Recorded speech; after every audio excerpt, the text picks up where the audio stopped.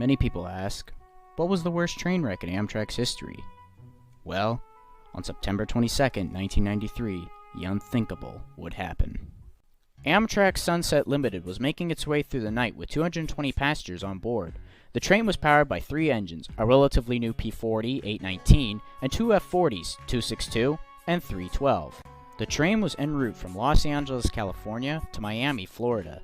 Unfortunately, on the way, the train is held up in New Orleans, Louisiana, when an air conditioner and a toilet go faulty in one of the cars.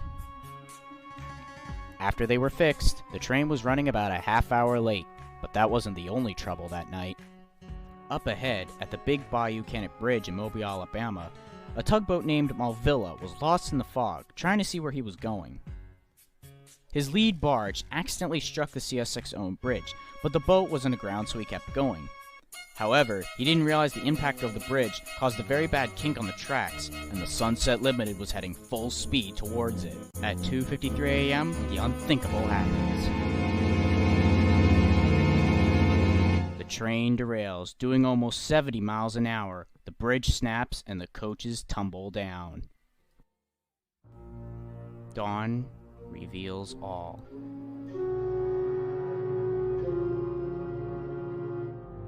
The lead P-40 smacked its nose into the bridge and impaled itself on the other side of the bayou, almost certainly killing the engineer. You can see the superliner dangerously hanging over what was left of the bridge. Just imagine the luck of those passengers in that one car and the ones behind. Not so lucky were the ones in the cars that went straight into the snake and crocodile-infested waters. Listen to this chilling 911 call by the conductor when the wreck occurred. Chilling.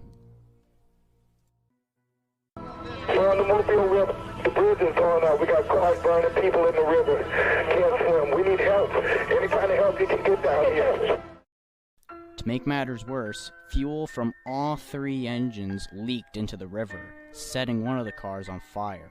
It was literally hell on earth for the passengers. You could either be eaten by a crocodile or bitten by a snake, burned alive in one of the cars, or drowned in the deep water. 47 people died, 103 sustained injuries.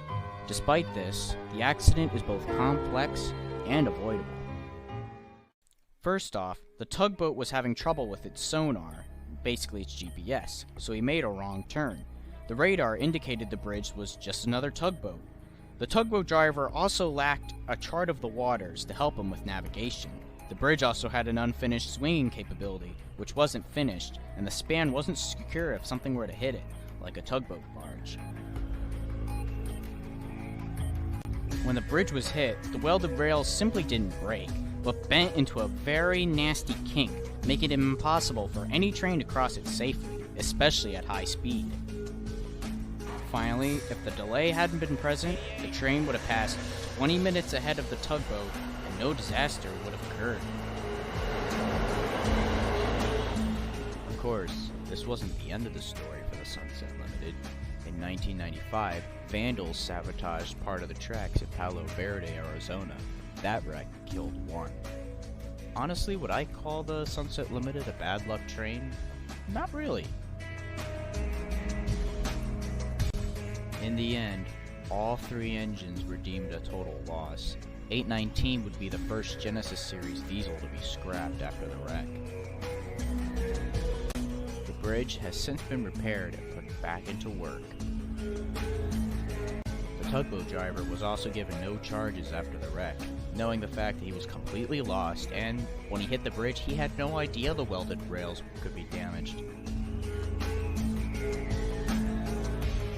The Sunset Limited also no longer goes to Miami, but instead ends in New Orleans, the same place where the deadly delay occurred.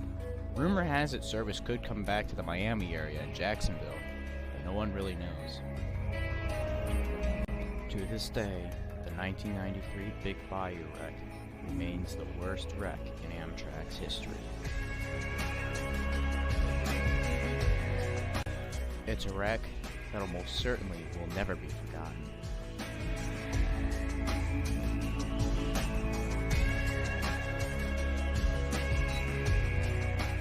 However, despite the severity of the accident, many lessons were learned that day.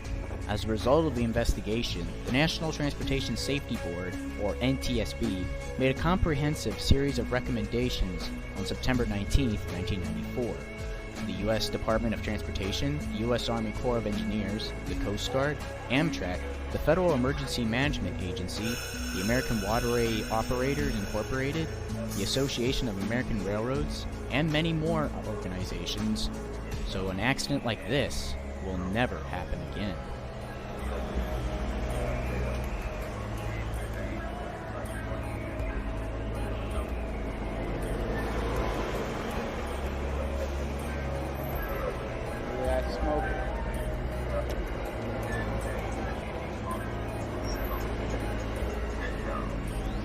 Oh, hello. What do we have here?